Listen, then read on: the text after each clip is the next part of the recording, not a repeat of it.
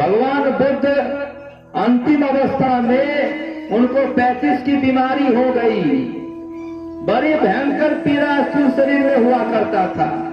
जब जब वो व्यवहारिक दशा में आते थे तो उनके शिष्य का नाम था आनंद स्थविर। वो कहते थे जब मैं इस स्थूल शरीर में आता हूँ बड़ी पीड़ा होती है, और वो पराया समाधि में मैं वहां रहता मुझे कोई पीड़ा नहीं होती है। वो कहाँ चले जाते हैं? वो तुर्य अवस्था में चले जाते हैं ध्यान योग के द्वारा। किसके द्वारा? ध्यान योग के द्वारा इंद्रियों के घाटों से अपनी चेतन वृत्ति को समेट लिए, मन को समेट करके गुरु इंगित स्थान में लगा करके उस भ्रमोर मध्य आज्ञा चक्र में प्रवेश कर ऊपर की ओर गमन कर लिए और शरीर और संसार के दुख से ऊपर उठ जाते हैं। और जैसे वो दुख से ऊपर उठ जाते हैं तो समझिए कि एक तरह की मृत्यु हो जाती है।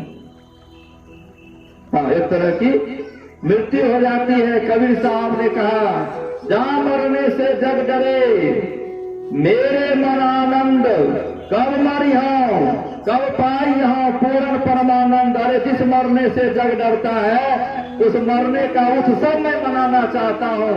कब हम मर जाए, कब हम उस परमात्मा को प्राप्त कर लें। दूसरे शब्दों में संत कबीर साहब कहते हैं, ये कौन मरना मरना है, मरिए तो मरी जाइए, छूटी पड़े जंजाल, ऐसी मरनी कौन मरे दिन में 100 बार। ऐसी मरनी कौन मरेगा? जो संत होंगे, जो साधु साधक सदाचारी होंगे। कोई जरूरी नहीं है जो बाबाजी बन गया वही से ऐसा मरनी मरेगा, नहीं।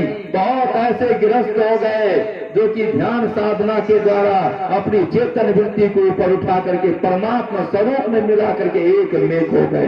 बस हम लोगों को करने की जरूरत है, इसी कर्म को करें। इस कर्म को करने में आला टूली नहीं करें। यही मानुष देह समैया में ये मौका है, ये अवसर है, ये समय है। ये चूक जाइएगा तो पुनः ये मौका, पुनः ये अवसर, पुनः ये समय मिलने वाला नहीं है।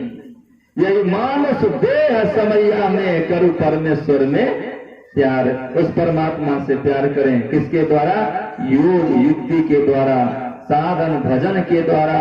संत मत में 4 प्रकार की योग युक्ति साधन भजन बताया जाता है, जिसको कि मानस जप, मानस ध्यान, दृष्टि साधन और नादानुसंधान की क्रिया कहते हैं।